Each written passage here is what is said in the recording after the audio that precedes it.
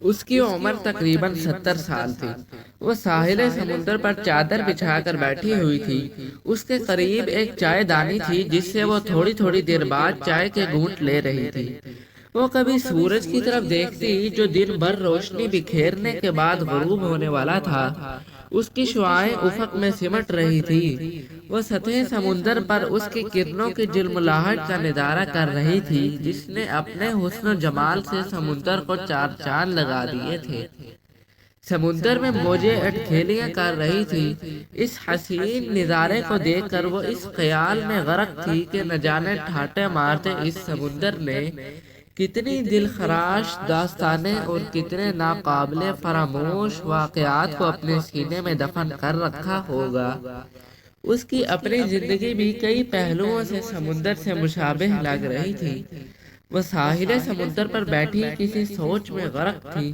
اس سے قریب ہی ایک فیملی بھی تھی جو زندگی کے روزمرہ معمولات سے وقتی طور پر نجات پانے کے لیے سمندر کے کنارے سیر کے لیے آئی تھی۔ خاندان کے افراد مختلف امور پر گفتگو کر رہے تھے۔ چائے اور قہوہ کا دور چل رہا تھا۔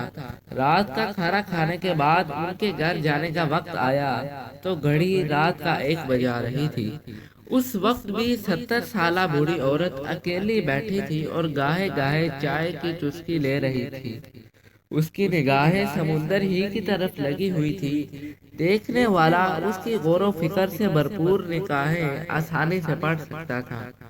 سیر کے لیے آئے ہوئے خاندان میں ایک شخص کی نگاہ بار بار اس بوڑھی عورت پر پڑ رہی تھی۔ وہ شاید اس عمر رسیدہ خاتون کی کیفیت کو بھانپ رہا تھا۔ جب وہ فیملی چلنے کے لیے تیار ہوئی تو اس سے رہا نہ گیا۔ اس نے قریب آ کر پوچھا، خالہ جان، کیا میں آپ کو آپ کے گھر پہنچانے کی سعادت حاصل کر سکتا ہوں؟ میں دیکھ رہا ہوں کہ آپ تنہا بیٹھی ہیں، کوئی آپ کے پاس نہیں ہے۔ اگر اجازت ہو تو میں آپ کی یہ خدمت کر دوں۔ عمر رسیدہ خاتون: نہیں بیٹا، اللہ آپ کو جزائے خیر دے۔ میں اپنے بیٹے کا انتظار کر رہی ہوں، وہ آتا ہی ہوگا، شاید راستے میں اسے تاخیر ہو گئی ہے۔